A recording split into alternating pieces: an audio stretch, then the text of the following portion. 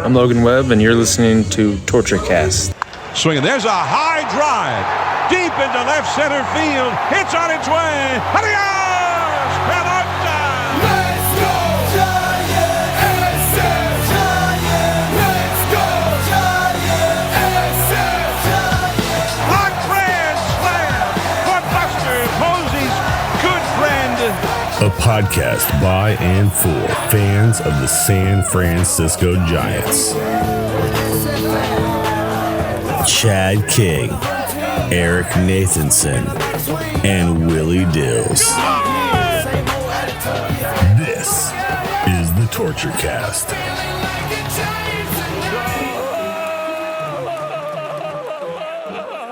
It's Thursday, May 15th, 2025, and this is episode 313 of the TortureCast, the podcast by and for fans of the San Francisco Giants. I'm your host, Chad King, and we want to welcome back to the show Eric Nathanson, man.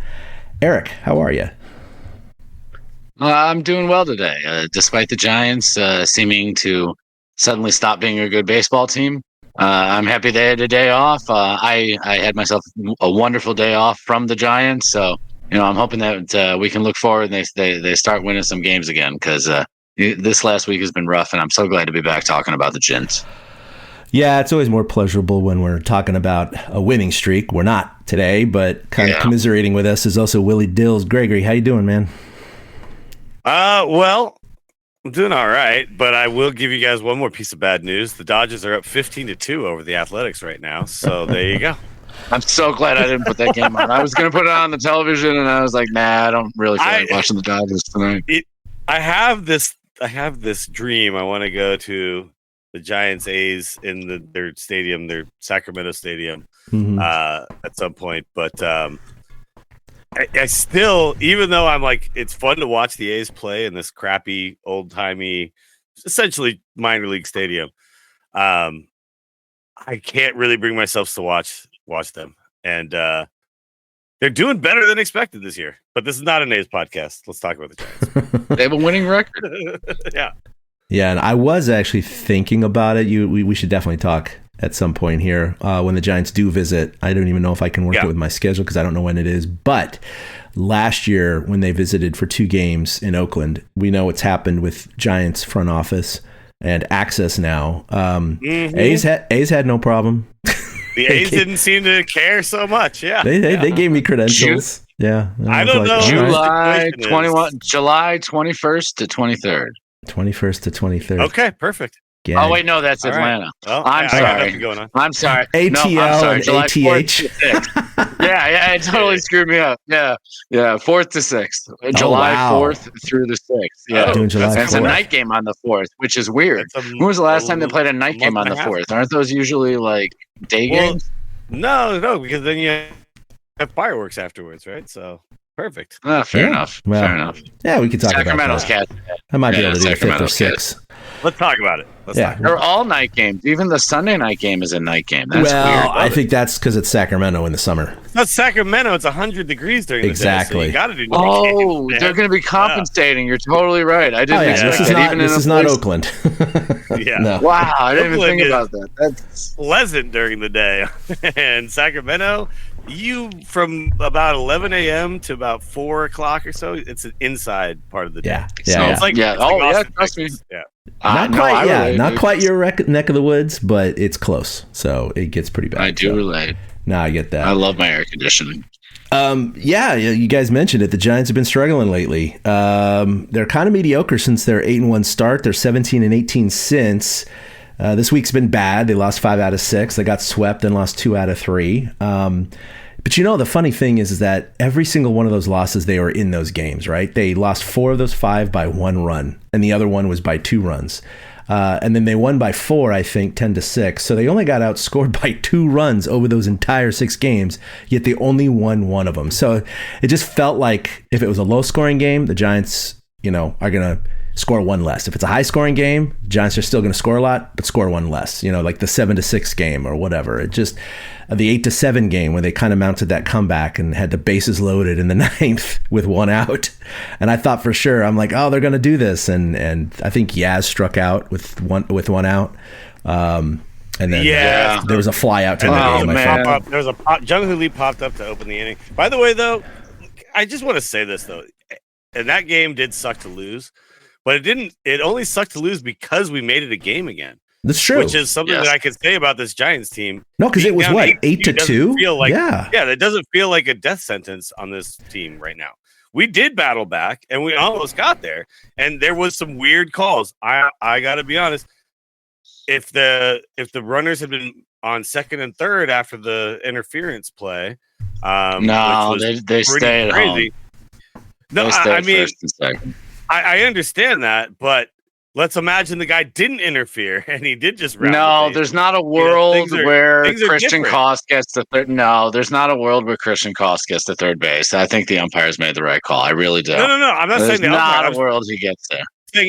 I'm saying if the guy doesn't step in his way, if he doesn't interfere, Christian Koss was rounding the base. Right, The I know guy that's what I'm stopped saying, him. and so the umpires And then- in that yeah. moment, per the rule in interference, there the umpire is allowed to use his judgment as to what expectation he thought the base runner would make. So if there was interference, like when there's a ball in the gap and you're running around a base and you slam into a shortstop like that, like they're absolutely going to give you third base in that situation. But because of it being an infield play and the fact that there's no way Christian Koss was going to take off and go for third there just for a first to third throw to get him, so the umpires made the expectation that he would have gone back to the bag, and so that's why they placed them there. I don't know. I mean, I think because there was some fumbling going on, I think Christian Koss is fast. I think he was rounding the bag aggressively. I think he might end up at third. Anyway, doesn't really matter He because would. it didn't happen. Right. You have to use a standard runner in that situation. Like on a standard play would this happen? You know, it's one of those I've seen. You see in 1,000 baseball The plays. umpires so were you correct. pull out The that. umpires made the Yeah. correct call. That's not my argument. My argument is, Oh, okay. I think if the guy wasn't standing in his way, Koss Oh, might have I been hear you. standing on Okay. third. Yes. I hear you. If the interference Well, never I- happened at all and the umpires had nothing to do with it, Man, I'm so knee jerk Koss as an might have been umpire. standing. Damn, man. Protecting the Blues, baby. yes. Protecting the Blues. Hey, we Listen, got to get all the perspectives on here. listen. What I loved about that play, by the way, was that somehow the Diamondbacks umpire or Diamondbacks manager got thrown out. That was pretty funny. That was hysterical. and then he ejected the umpires. Everybody was out of the game at that point. Yeah, he threw them all out. I mean, He threw them all out. It is you. go get it from the you're stands. out Why here. not? It was Now, great. you bring up a good point, though. They were down 8-2, and they had fight, and they ended up getting the tying run on third with one out, and they just couldn't knock them in. They had the winning run or the go-ahead run on second. And you and I was looking back at Baseball Reference today, and yeah, their biggest comeback win this year is 5 runs, the game that we went to against Cincinnati. Oh, when yeah. Yaz hit it into the Cove. And they were close to doing that, erasing a 6-run deficit there. They were one hit away, one mistake away. So it is what it is. But you're right. They're showing fight. They're not getting blown out of games. Their run differential didn't suffer too much at all over the last week, -2. That's it. But you know what? Look, we were talking about this last time, and they were hovering around 500. It was kind of in the same situation. I'd take it, right? They're 6 games over. They're only 3.5, maybe 4 after tonight's Dodger win, it looks like. In third place, they still hold a position in the wild card race, the last one. They're just barely above the surging Cardinals right now. So overall, look, we know, again, they're not going to win the West. The way they're going to get in the playoffs, if they do, is through the wild card. So just maintain, right? Hang around the wild card for most of the year, and that's what they're doing right now. So they're doing all we asked at this point. They're doing what winning teams do. Actually, they're 12-12 on the road and 13-7 at home. That's kind of what you want, right? Well, and they are beating the above 500 teams at a pretty good clip too. Still, now I'm gonna point this out too. If the Giants were to have an exactly 500 performance after their 8-1 start, that would still be an 84 win season, right? Which I think is above what almost everybody predicted for this year. So if we are an exactly mediocre team for this entire season after the 8-1 start, it's house money, is what it is. Yeah. Okay, but do you think they will be? Willie, straight up, do you think that they will be an over 500 team the rest of the season? I do. I think they will. Out there right away. I do. Yeah. I think they will. Yeah. No, look, this is a losing streak. We haven't had a real extended winning streak since that beginning of the season. Like we've had a lot of we're winning series. A lot of we lose the first game, we win the next 2. A lot of but not extended 4, 5, 6, 7 game winning streaks. Those will happen throughout the season. I guarantee it. There's a lot of bad baseball teams right now, and we still haven't really faced that many of them. So, and also there's some tweaking that needs to happen, and I think we're going to talk about some of those options. And I think there's room for improvement in a lot of areas on this team, even after the hot start.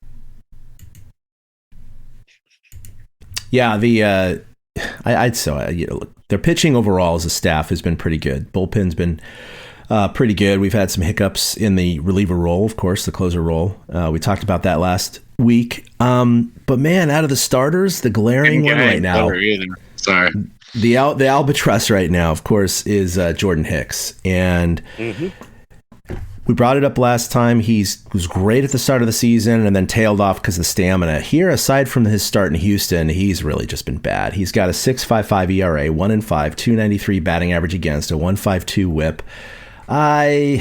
We're a quarter of the way through the season, 42 games. I think it might be time. Especially with Birdsong and even, Harrison waiting there in the pen. It's not like you have to call another guy up either. You just swap. And I think that's kind of in order now. And so my question, and I haven't been paying too much attention to the post-game press conferences with Melvin. Has anyone asked him directly if he's thinking about moving Hicks out of the rotation? I haven't heard anybody talk about it other than Reddit, and Reddit's losing their mind. Every other post was about Hicks.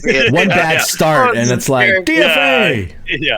Jordan Hicks is terrible. The worst pitcher I've ever seen in my life. Now, I will How's say, it work? And I read a lot of Reddit at work. Every time I open it up, there's a new freaking Jordan Hicks post. It was hysterical. So I will say it is a little bit disheartening because that was, in my opinion, the rub on Hicks was that he last year, tailed off as his arm deadened. Right. I think this year it's very different. What the issue is. The issue right now is control. He's leaving a lot of pitches up. He's leaving a lot of he's still got really good stuff. It's just the location is just absolute dog shit, and people are teeing off on him. And like you said, a 293 batting average against is just awful, especially in the current state of baseball. So he's given up 33 runs in 45 innings. Yeah, and he's given up 10 more runs than any other starter. And I think the solution is not necessarily to give up on him, but I do think the solution is he needs a little bit of a break to just get his control back. He needs to be taken out of the rotation for a couple of starts at least, like a 15-day DL kind of thing. Could be a good move right now. Like that. Like just say, hey, we're not taking your job away. We need you to just lock in a little bit. Let's not have you have a couple starts, do a couple bullpen sessions, talk to the guys. Let's figure out where your mechanics are going wrong and why you're leaving the ball up. And then give him another shot. And then if it doesn't work, then you call it quits and you put him back in the bullpen. Enough shots. Get Jordan Hicks out of the rotation forever. There's a Farhan leftover. Farhan is the one that pursued Jordan Hicks and was willing to try to make him a starter. And this is just a reliever who wants to be a starter. No, let it go for an inning or two. Be an 8th or 9th inning guy. Yeah, get him out of the rotation. Hayden Birdsong deserves to be in the rotation. I mean, I don't disagree with that, but Hayden Birdsong needs a couple of starts to show that. And by the way, Eric, I could tell you're not a player's manager. The players would probably hate you as a manager. You're like, nope, you're done, son. I mean, it's 2 years. He faded out last year. He's starting off like dog crap this year. Like, enough's enough. I've seen what I have to see. No, I mean, I get it. Like, I understand. Like, when you give too much length to a guy and too many opportunities, that just hurts the ball team overall. Yeah, right. 100%. But the thing is like you also, I think, have to, if you're Bob Melvin, if you're Buster Posey, you have to look at this as this is still a valuable player. This is still a valuable asset. Let's see if we can find a way to fix the issue. Without just pulling the plug. Right. Without pulling the plug right away, let's just see if we can fix the issue. Because he's a guy who throws hard as hell and his stuff is electric. Every single pitcher I've ever been a fan of has at some point gone through a bad stretch and had a hard time locating. I would take Jordan Hicks in the 9th inning over Ryan Walker. There you go. Jordan Hicks would be and maybe we end up there. Jordan Hicks would be. He strikes out guys. Walker does. He would be a super sick member of the 7, 8, 9th inning club, right? Which we have a He pretty really good would. start to. Yeah. You know, I mean, Tyler Rogers is like the absolute stud of all studs when it comes to the 7th inning. So, Oh my God. and you imagine going from a guy who throws 74-mile-an-hour weird cheese from an underhand delivery to Jordan Hicks in the 8th inning, and then maybe to Camilo in the 9th. Like, I don't know. It sounds kind of fun. Yeah, that's why I wasn't saying he doesn't have value, but just get him out of the rotation. That's not where his value is. Yeah. But again, you can move pieces. Yeah, I think they need to move it. I mean, his first 9 starts last year, because that's what he's had this year so far, 9 starts. Last year, after 9 starts, he had a 2.44 ERA. Actually, he lowered it after 11 starts. It was down to a 2.33, and this is when he was just mowing people down through April and May. Then it started to tick up, and by June, it really started to balloon. And I'm probably in the wrong browser right now, but his ERA at the end of the year wasn't bad. When he went to the bullpen, it was a 4.11 ERA, and he ended it with a 4.10 ERA. But right now, we're talking 6.55. I mean, he's not even close. So if you add up kind of the way he left off starting last year to this year, it's a pretty long sample size. It's a pretty large sample size of over 20 starts. And it's not been good. So I think it is time to move on. Yeah. But it was a good experiment, and he's been valuable in the bullpen and potentially long relief. And like you said, maybe even at the back end, we'll see what happens. But control issue is number one right now. I think that's the only thing I'm willing to accept, Willie. Maybe he takes a break, comes back, give him another 2 starts, see what happens. Yeah. But I just don't want them to give up too many games. That's the problem. No. I don't think. No, you do not empty the tank just giving him chances and chances and chances. What I'm saying though is you try something, and if that something doesn't work, then you move on. You don't move on the without trying anything. Do you know what I mean? Like without even doing anything at all. You're just like, nope, we're done. But there's multiple things you can try, and I think one of those things that you can try is just being like, hey man, back to the bullpen with you. And then maybe if somebody gets hurt, he's an option to move back into the starting lineup if he starts to turn things around. Okay, but to me, it just sucks to just be like the reactionary, like in my opinion, the reactionary Redditor. It's like, oh, you struck out, you're out. I hate you. You're the worst guy I've ever seen. You hit a home run. So oh my God, I love you so much. You're the best. That's who do you go to? Not how is it Birdsong? Looked at it, Oh, it's is Birdsong. It Harrison? Yeah, I mean, what do you guys think of Harrison's role as kind of a guy who's a left-handed fireballer coming in? I mean, he's another alternative from Eric Miller. So now that they have 2 lefties in the bullpen, that's kind of good. They can attack. It's nice to have teams in a different way. One. Right, it is for sure. It's nice to have another one. I'll say this: Harrison's weakness has always been that sometimes he's prone to just giving up a long ball out of nowhere because he's throwing heat, and he likes to throw above the belt. Right, that's kind of his wheelhouse. So yeah, sometimes he misses a little bit down, and the guy just nuts it out of the ballpark. I think Birdsong stuff a little more electric. Also has been pretty reliable in a lot of his innings. To me, it looks like the guy I would rather give a start to over Harrison. Yeah, I agree. I'd say give it to Birdsong first. Harrison's been very valuable out of the bullpen. His velocity's up like 4 miles right now from last year, and you add that second lefty to the pen. I think it's a good strategy right now, assuming Birdsong kind of just holds water there. Just kind of floats along. I know he's got like a 2.3 ERA right now. I don't care. Give him a 4 ERA. I'll still keep him in the rotation. No problem. He's got good stuff. It's fun to watch him pitch. Now, okay, I'm gonna put a button in this Jordan Hicks conversation. Jordan Hicks, fastball velo 91 percentile, averaging around 97 miles an hour. That does feel like a bullpen pitcher, doesn't it? Well, that's why he was always there. In the modern age of baseball, what you do is you throw, like, the reason why a Logan Webb is just so damn good is he doesn't need to throw 97, right? Like he can go out there and he could just dookie the hell out of you and just get ground balls anytime he needs it. what Jordan Hicks does is what the current prototypical bullpen pitcher is come in, light you up with electric stuff and speed, velocity, and then blow it out for an inning and then sit down. I do think he is more suited to the bullpen. He wants to start, but what you want isn't necessarily what you get when it comes to Major League Baseball. So, I'm kind of for whatever the decision these guys come up with. This is remarkably similar. I looked at his last 9 starts last year, right?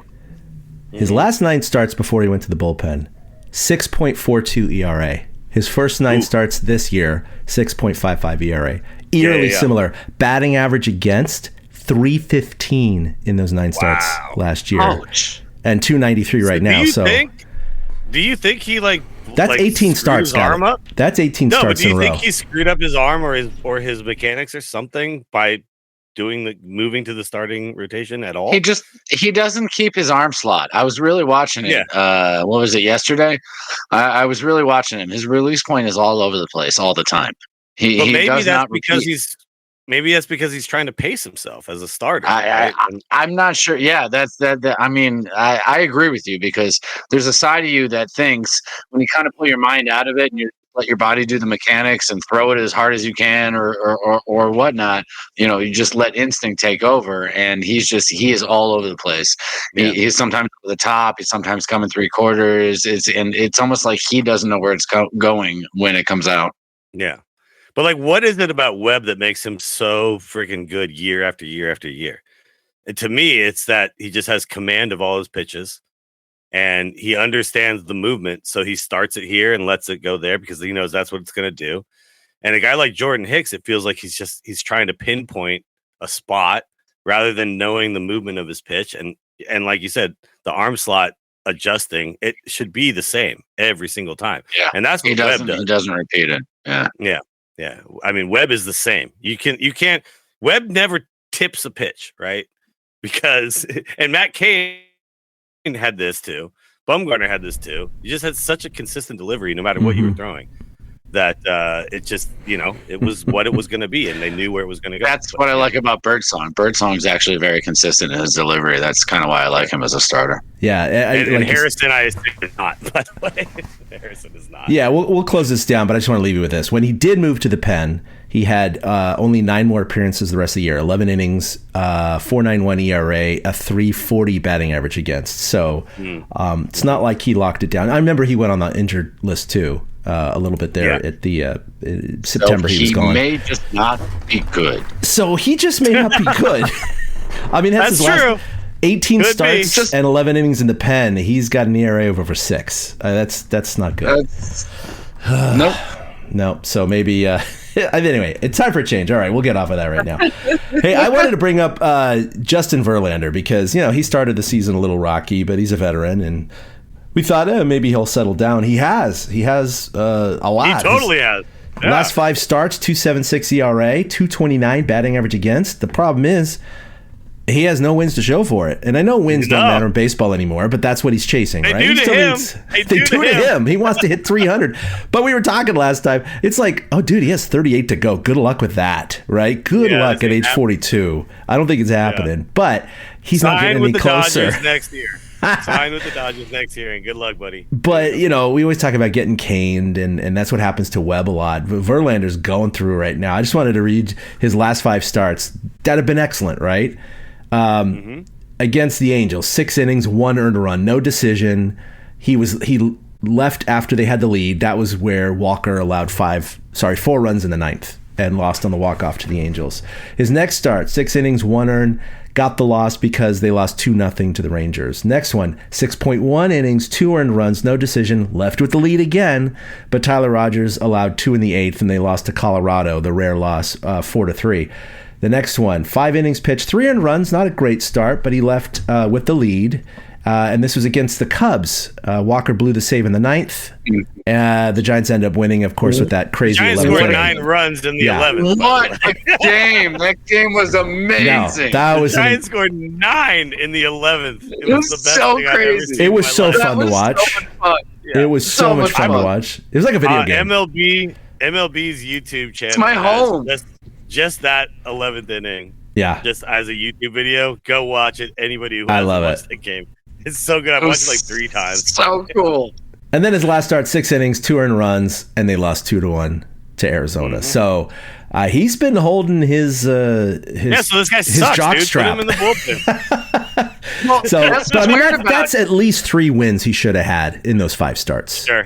3 easily. He got all 5 of them. All 5 of them. His timing just sucks because the bullpen is first in ERA at 2.68. They've allowed a 2.04 average against. That's third best in baseball.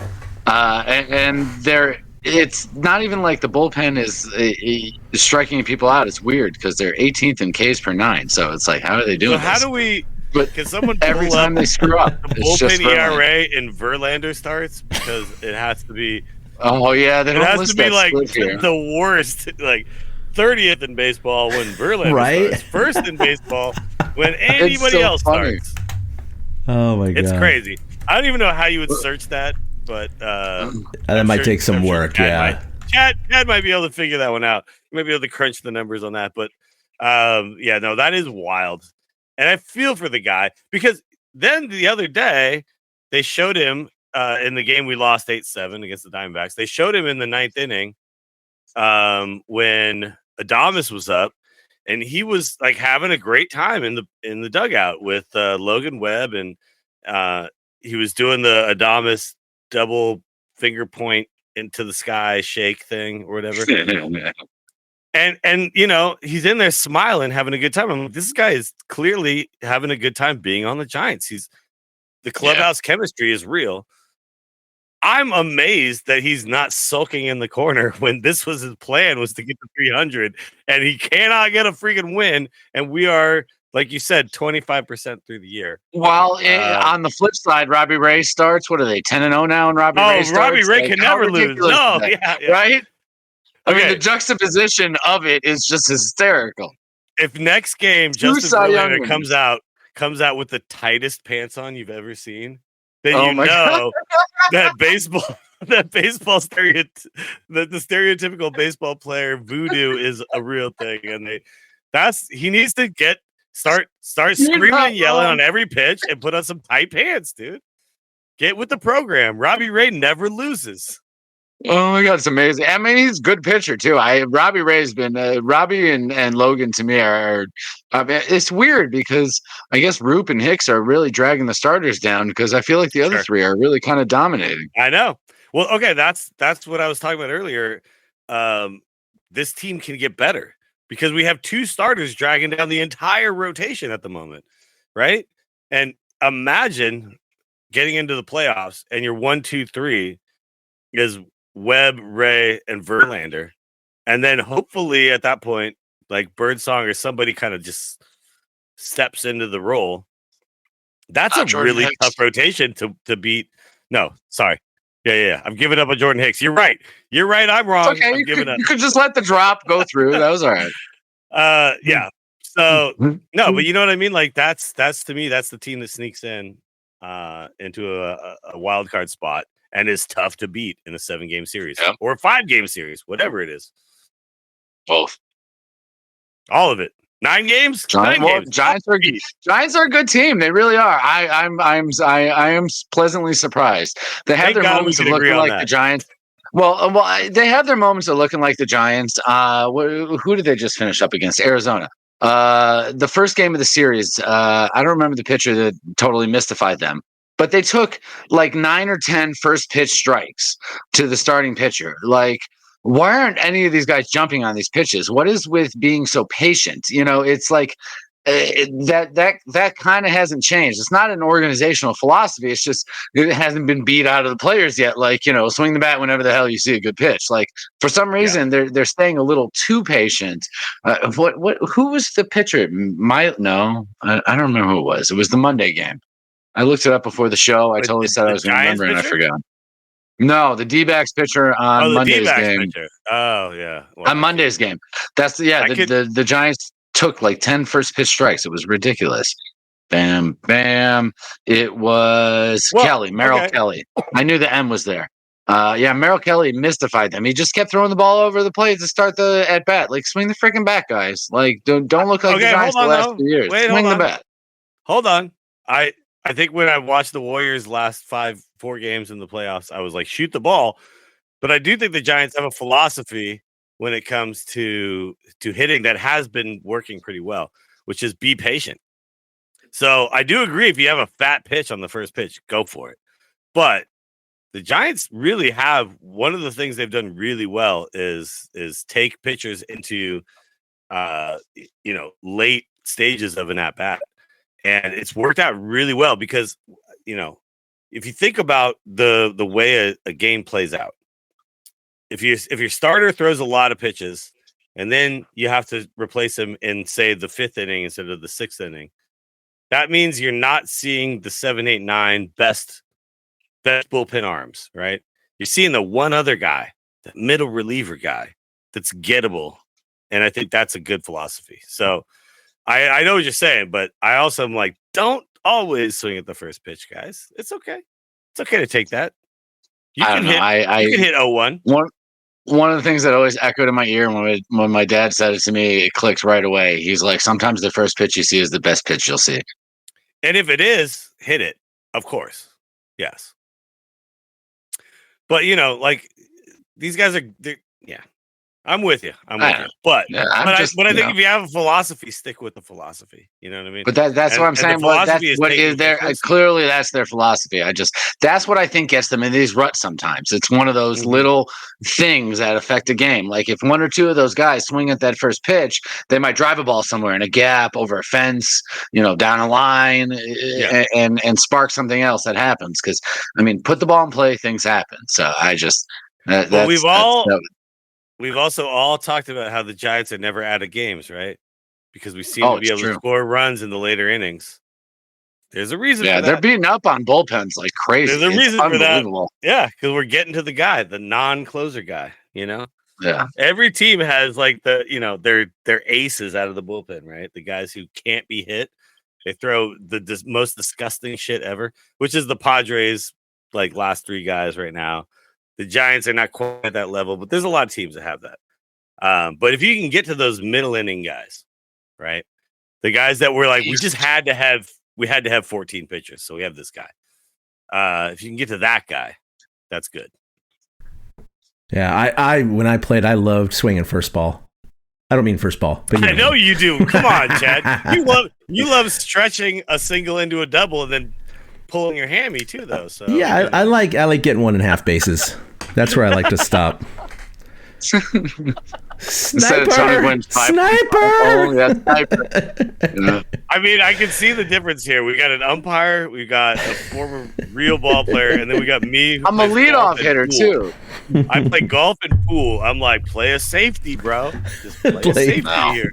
Lay up, baby. Lay up. Just lay up. Just lay up before the river. There's a river right there. There's 2 bunkers on the right. Just hit a 7-iron. Yeah. No. Be aggressive. Press it. Always press. Always force the other team to react. Haymakers all day. Yep. Look, there's a lot of guys on our team I think love to throw haymakers. Heliot Ramos, I think, is a haymaker guy. I think Willie Adames is a haymaker guy. Yeah, and we've also got our Yastrzemskis and our LaMonte Wades who like to, take a pitch, see a pitch. But he's not even sometimes take the third strike. He's not. Yeah, exactly. He's not even like taking the pitches in a way that's like wonderful, like it used to be for him. Yeah. He's not getting on base. It's not at the Barry same Bonds taking a pitch. I know what you mean. Yeah. Right. His on base percentage is still LaMonte Wade Jr. Really, is 258. It was nice early on, but like that's okay. So Lamont brings up the point. Like, if he's the one that's been taking the most at bats against right-handed pitching. At the first base position. Did you notice the other day they put Wilmer at first and had Luis Matos, I think, DHing, and in the game they lost the DH, I think it was.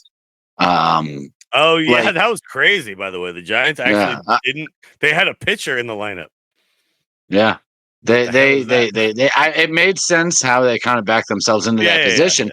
But you only back yourself into that position if you run into like certain weaknesses. And the first base position is like I saw, I think it was yesterday, the first base position is like 29th in baseball out of 30 in batting average. And I assume OBP would be there. Like LaMonte Wade Jr. is cutting it. Like, what do they do to address this situation? Like, does Encarnacion bring back? up the child? You bring him up. It's time. You think so? Do you really think it's too early for Eldridge? I mean, I think you would. I think we do halfway through the season. I think he has his Buster Posey moment where he comes up halfway through the year and changes the game. But that would I make think this on 2010. That would be cool. That would be 2010, and that would be so awesome. But I want to address something I said on the last podcast that LaMonte Wade was playing good defense. I want to retract that. Yeah, because he's not. No, he is not playing good defense, and it sucks because that was the thing that I thought he was doing. Visually, it seemed like he was. He's not. So yeah. Sorry. Anybody who was like super angry watching and listening to that episode, like, no, Willie doesn't know. You're wrong. I didn't know, and now I know. But I'm not Donald Trump, and I'm not Elon Musk. I can admit when I'm wrong. So, Chad, how do they solve this problem of LaMonte Wade Jr. at first base? Do they trade for somebody at the deadline? Do they try to get Encarnacion to do it? Do they put Flores out there more? Ooh, and give Matos? Yeah, well, Encarnacion is due back in May or June, right now. End of May, and he's going to be put. No, it's end of May. It's like May 28th or something. Okay, Flores at first, and he's been playing at first.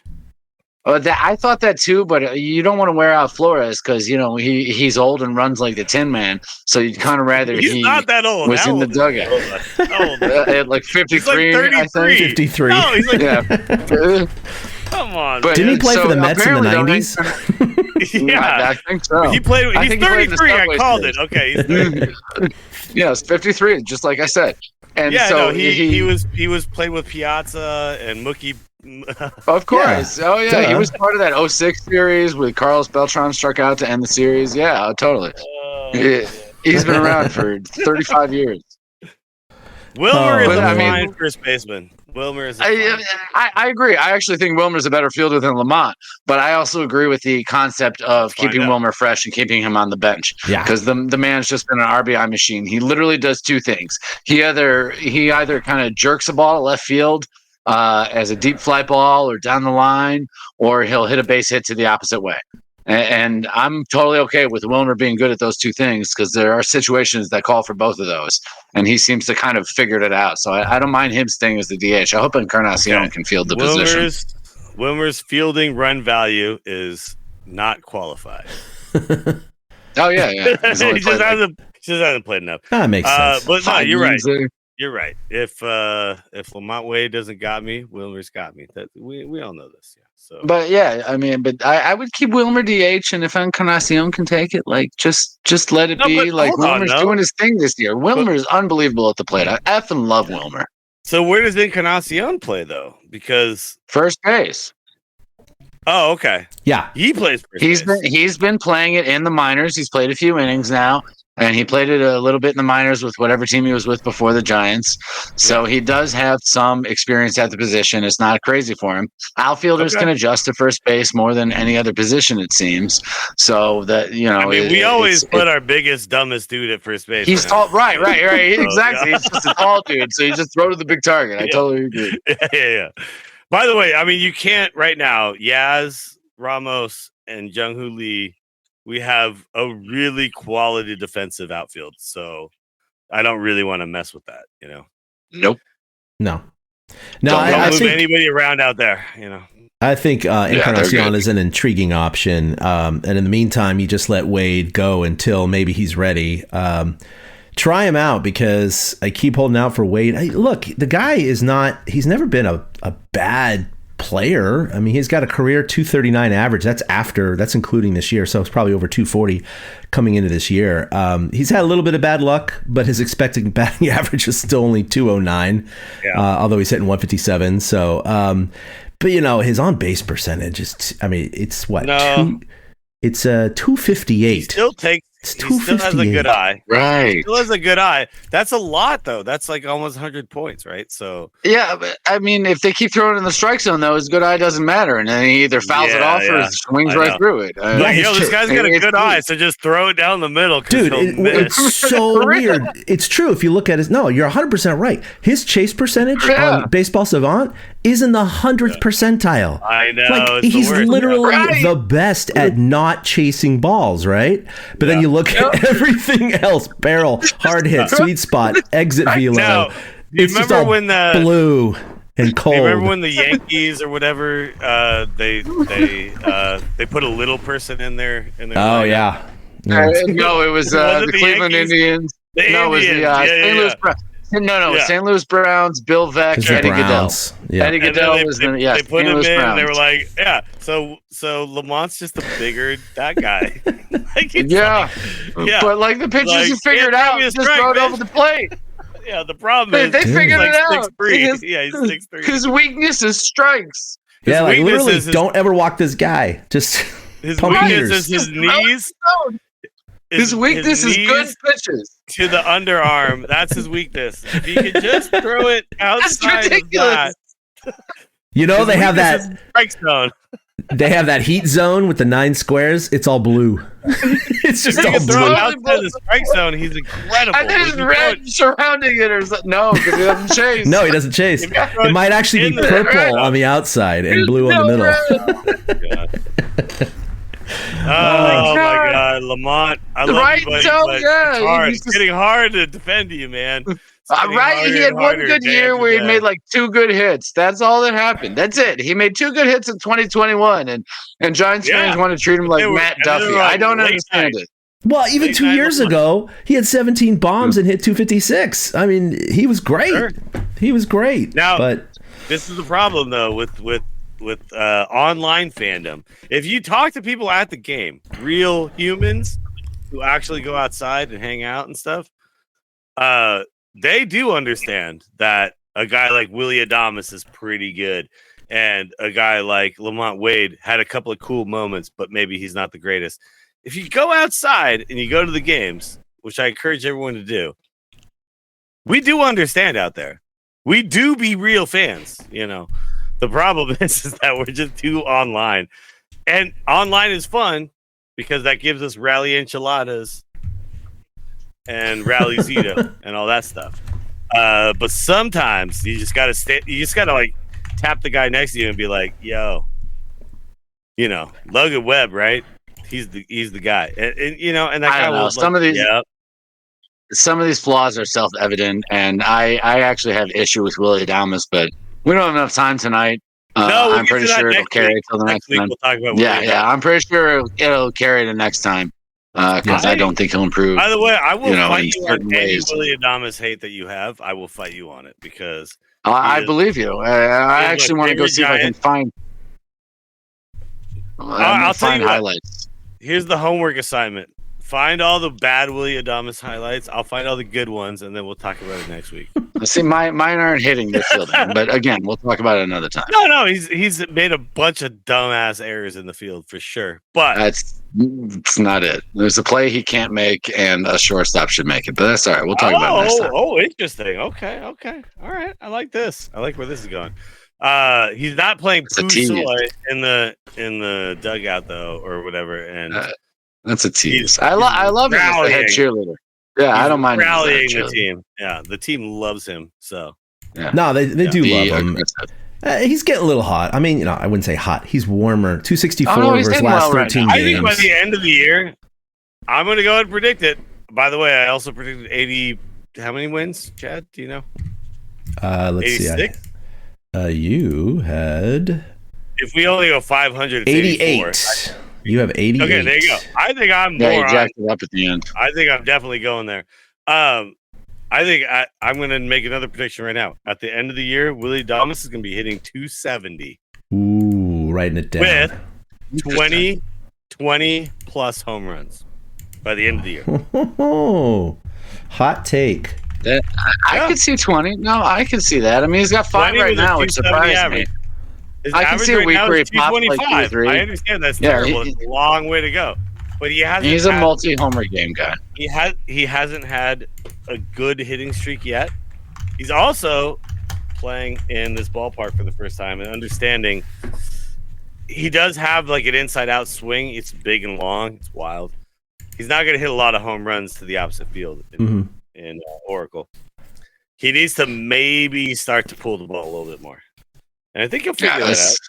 Yeah, right. He's got to hit to. If they go oppo, they're going to like triples alley, so they're not hitting it out. Yeah, this is what. That's right. Now I'll pick apart Willie Dobbs next week. I'm not kidding. I'll pick apart Willie Dobbs next week. I don't want to do it right now. Trust me. There's some things I have issue with next week. Yeah. That's our new segment. Which giant will we sacrifice this week? We should do a deep dive. Or Eric. Well, which one will Eric just cut ties with forever this week? Who does Eric hate this week? Who is Eric throwing under the bus this week? Right? Hicks, who's grinding Eric's gears? Yeah. Eric has given up on X giant. Get off my lawn! 100%. I don't mean to go on a rant. Okay, wait. Before we call it an episode, though, I want everyone to just pull up the Patrick Bailey. This should be a recurring segment as well. The Patrick Bailey Statcast of the week, because his Statcast is the wildest shit you've ever fucking seen in your life. This guy sucks. Except he can't hit. It's one of my favorite things to just look up. Batting run value, 2 percentile. Fielding run value, 100, dude. He is literally in baseball the second best fielder outside of the Cubs shortstop. Is that right? Dansby, really? I think so. Dansby Swanson? What? No. It's not. I could see PCA, the center fielder. Pete Crow Armstrong. Fielder, yes. Yeah, if it's Pete Crow Armstrong, I knew it was a Cubs that guy's guy. Fucking amazing. I knew it was a Cubs guy, but no. But Patrick Bailey, anytime anybody on Reddit is like, get rid of this fucking scrub, I'm like, well, no, yeah, exactly. No, there was a time in our life. We sang his praises last show. I mean, we were like, hell no. Yeah. You got to keep him. There was He's a time valuable. in all of our lives, no hit, all glove catchers were a thing. The 1980s, look it up, people. Patrick Bailey, he's just that guy. That's what he is. So they call in catching, pop time 100, framing 98, of course, CS above average 97, blocks above average 81. Okay, well, a little dip there, but still in the red, bro. And then fielding run 100. He's the best catcher in baseball. Stealing strikes 100. Yeah. Once the robo umps come into play, sure. We don't need this guy anymore, right? Just toss him. We can look for a Mike Piazza. And I'm the cruel MFer. Come on.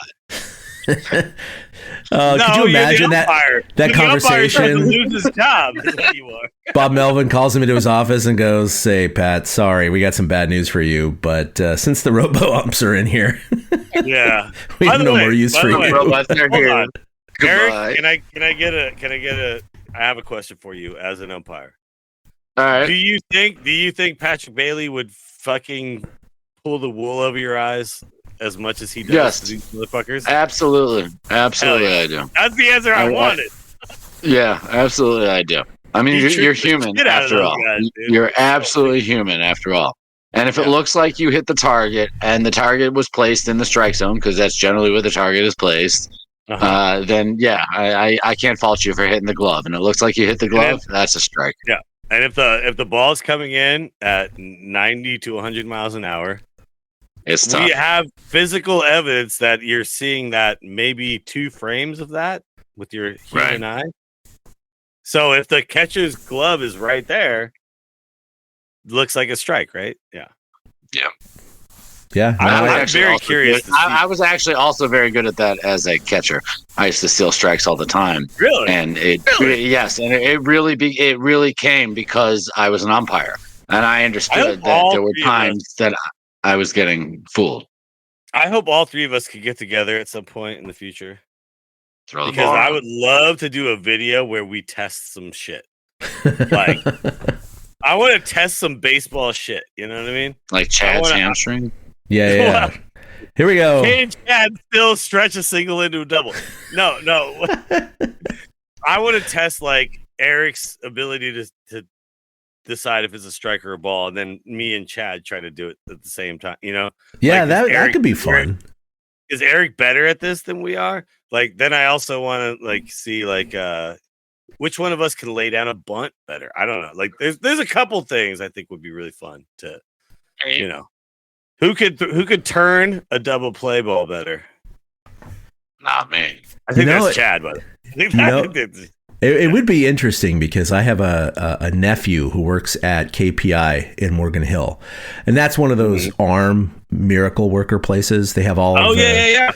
They have all those like robotics. Yeah. They got everything there, and they have a lot of the local Bay Area pitching prospects go there to Morgan Hill. It's kind of a little diamond in the rough, and so he works there. So I might be able to talk to him about getting a hookup, because that would be so cool if like that would be a really fun video. That'd be a cool place to go, because they have the hit track system, right? All that stuff. They got iron mics. They got pitching machines that'll spin anything you want. You just dial in your rotations per minute, your curvature, your X, Y, Z. Throw me a slider, throw me a fastball, throw me. Yeah. So amazing. Like, we could get behind someone and try to like judge strikes or something, or it'd be kind of fun to do that, because we have hit tracks. I like this idea. We'll see if we can. We gotta get Eric put out a message to him. Yeah, I know. Get Eric out to the Bay Area. You're not that far away anymore, by the way, Eric. I know. I have the ability a little bit more, but I mean, I'm older now, though. Stupid age. You want to talk about pop time? Talk to my hamstring. That's why we took you out of the rotation, right? All right, hold on. I think my eyesight would be fine, though. Actually, my biggest problem is up close, and honestly, where the catcher catches the ball is not up close thing that you're looking at. You know, but you got to put the mask on. You got to put the mask on too, and you got to also sit behind somebody, put your hand on their back. You have to do the whole mask thing on and off with your left hand. And stand behind somebody, put your hand on their back. Yeah, you know. Just like you do in the Folsom area of San Francisco. Mask on, but if you hand on the back. If your hand is on the back, you're in the slot, you're in the right position. Mm-hmm. That's right. Exactly. We'll get you a lineup card you can tuck into your pocket. It'll be great. Yeah. We'll make it real official. Yeah. Real official, yeah. Oh, man. And then after whatever you say, me and Chad are just going to scream and yell at you about how wrong you are. That's fine. I didn't have rabbit toss us out of the building. Right. Well, you know what? We should do? We should see if any of our fans want this to happen, and maybe they can help make it happen. We could maybe make like a dono drive, or heaven forbid, we might start, a Patreon. I don't know. On the show, I'm just putting it out there. I like this. We haven't gotten together in a long time, guys. We got to do this at some point. Well, especially to do something really cool. For real. That'd be great. The last time we did was the coolest thing ever, by the way. We got Eric to put on a button up. He tucked his shirt in, by the way. Do you remember this? Eric was so nervous about looking apart. He tucked his shirt in and then went in the press box with us. And then we all went to the bar and then just got shitty. It was really fun. Yeah. Oh yeah. That was a good night. That was a good night. That was a fun night.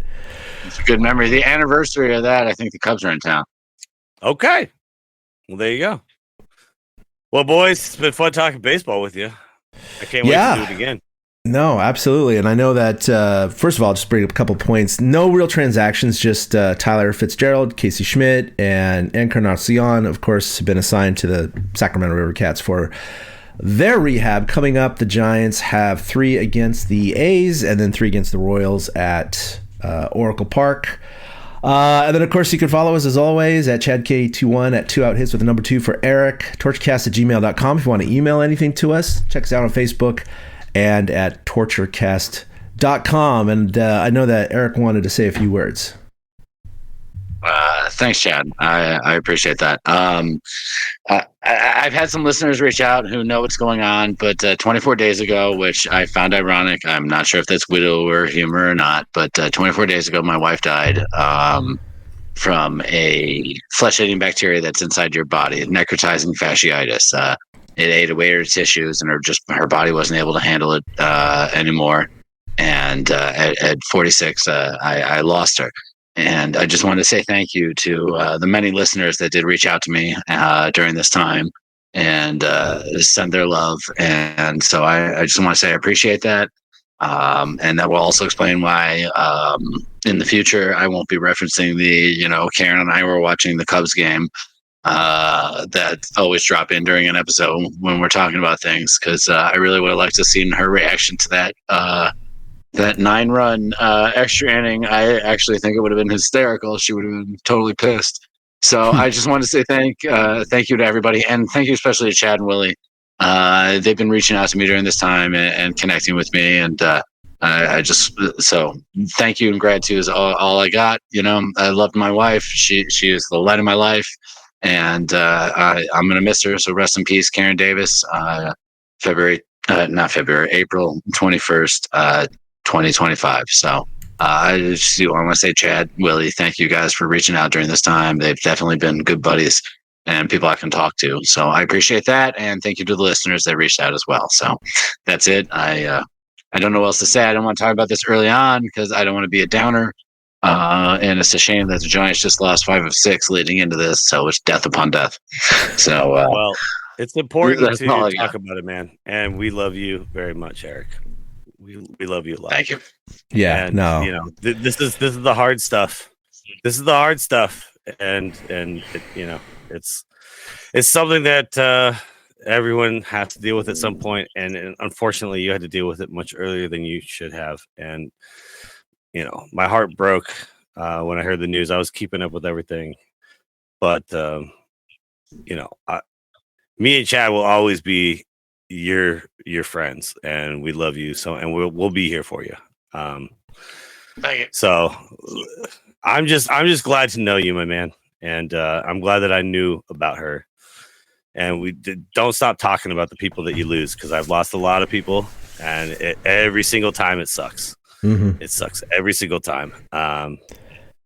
So I'm here for you whenever you need, man. I'm here for you whenever you need. Yeah, I didn't have the privilege of knowing Karen well, but I did have the privilege of meeting her when you did. I was down in Vegas and hooked up with you and then spent a few hours with her as well. And she's just a wonderful person. And it was just shocking when you reached out and you told us that, things were going on and the worst case scenario wasn't even in my mind. And I'm sure it wasn't in your mind either. And I just don't think that any of us can mentally prepare for something like this. And we're always here for you, man. And this is always going to be a little brotherhood. And just like Willie said, sucks it had to happen this early, and we all feel for you, and we know that you're gonna be strong and make it through this. And whenever you need someone to call, talk to, whatever, we're here. And thanks to everyone, as Eric said, for reaching out that knew about it and supporting him, because I understand that's not a great place to be, but life moves on, and just keep her name and your spirit and everything, and hopefully you'll get through this. But we're here for you, man. Yep, I'm going to get to watch a lot of baseball this season, so get ready for these takes about Jordan Hicks for the rest of the year. I want all the takes. Watching, give me the everything. Takes. Yes, Eric, you always have the best. You have the best takes, man. Whenever I think I know something about baseball, I realize I don't know shit compared to Eric Nathanson. No, that's not true. Yeah. Sometimes you're right. That's not true. That's not true. I'm actually pretty good at this. Eric has been known to turn my mind 180 degrees, so he does a good job with his rationale. Yeah. That's too sweet. I just had a really long conversation with my buddy Colin, which I think Chad, you might have met Colin, but we just lost. This is not even comparable, but it's just commiserating a little bit. But we lost the guy who recorded all of my albums in the past like 10 years recently, and again out of nowhere. And what kind of sucks is we've reached the point in our lives where if someone texts you that you haven't heard from in a while and they say, have you heard about this guy? You know what that means. Yeah. Like, it's never like, yeah, he just got a really good new job. Like, no, it's never that. It's always, fuck, something happened. But it's just, I'm living with my parents right now, and they're old as shit, and they've gone through this a million more times than I have. But no matter what, it is the worst. It is the worst, man. But Eric, you are the best. Yeah. And I love you so very much, my friend. So kind. All right, man. Well, guys, that's going to do for episode 313. Thanks, everyone, for tuning on in. We'll be back. I'm going to be at sea for about 5 days or so. So I think we'll be back in about 8-9 days. Really? Yeah, Donald Trump hasn't cut your funding that much yet? You can still go out to it's sea? one of those things where, that captain in Pirates of the Caribbean, when he's walking in slow motion down the ship's stairs and everything is blowing up around him, but he's not getting hit yet. That's me right now at work. So everything else around me is getting destroyed, and I'm just kind of calmly walking through and hoping that piece of shrapnel or bullet is not going to hit me. So a lot of bad things are coming, but so far still got a job, still moving on. So going out doing some deep sea diving with a robot, and we'll see how that goes. But anyway, thanks everyone for listening. We'll be back in about a week or a little bit more for episode 314. Until then, go Giants. Boom. A big thank you to everybody for listening to the Torture Cast, the podcast by and for fans of the San Francisco Giants. Follow us on Twitter at TortureCast. You can also like us on Facebook or check out our blog at torturecast.com. I also want to say thank you to Ashcon and Bailey for letting us use their song Feeling Like a Giant for our intro. For Ben Lee and Chad King, my name is Willie Dills saying, we'll see you next time.